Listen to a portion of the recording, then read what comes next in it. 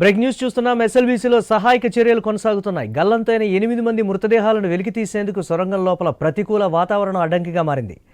TBM machine పై భాగంలో 4, కింది భాగంలో మరో 4 చిక్కుకొని మరణించారని భావిస్తున్నారు. సుమారు 3 నుంచి 4 మీటర్ల కింద 5 మృతదేహాలు, మిషన్ కింది భాగంలో మిగతా మృతదేహాలు ఉంటాయని అంచనాకు వచ్చారు. దీంతో రెస్క్యూ బృందం అక్కడ బురదను తొలగించే పనులు చేపట్టింది.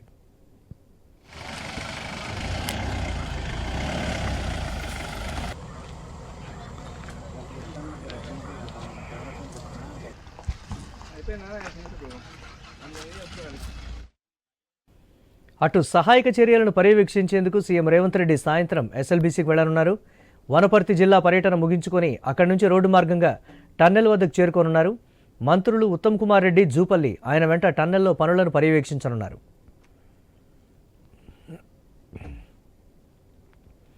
టన్నెల్ వద్ద ప్రస్తుత పరిస్థితికి సంబంధించి, రెస్క్యూ ఆపరేషన్కి సంబంధించి మరిన్ని అప్డేట్స్ మా కరెస్పాండెంట్ వెంకటేష్ అందిస్తారు.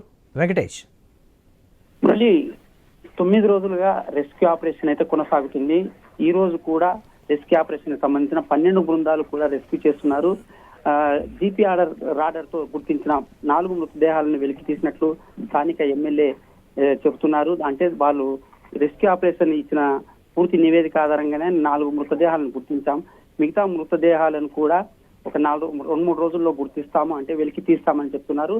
ఈ నేపథ్యంలో సీఎం రేవంత్ రెడ్డి కూడా 4:30 గంటలకు ఇక్కడ ఎస్ఎల్బీసీ టన్నెల్ వద్దకు చేరుకోనున్నారు. ఆ టన్నెల్ వద్ద రెస్క్యూ ఆపరేషన్ కు నిర్వహించిన సభ్యులతో మాట్లాడనున్నారు. అంటే గత వారం రోజులుగా 9 రోజులుగా రెస్క్యూ ఆపరేషన్ ఎలా సాగుతుంది, దానికి ఇప్పటికే రాష్ట్ర మంత్రులు ఇచ్చిన నివేదిక, దాంతో పాటు రెస్క్యూ ఆపరేషన్ చేసిన నిపుణుల టీం కూడా ఇచ్చిన నివేదికల ప్రకారం ఈ రోజు సమీక్షా సమావేశం సీఎం రేవంత్ రెడ్డి చేపట్టనున్నారు. దీనికి సంబంధించి ఇప్పటికే వనపర్తి జిల్లాలో పర్యటిస్తున్న రేవంత్ రెడ్డి 4:30 గంటలకు రోడ్డు మార్గాన ఎస్ఎల్బీసీ టన్నెల్ వద్దకు చేరుకోనున్నారు. ప్రమాదంపై ఆయన ఆరా తీస్తున్నారు.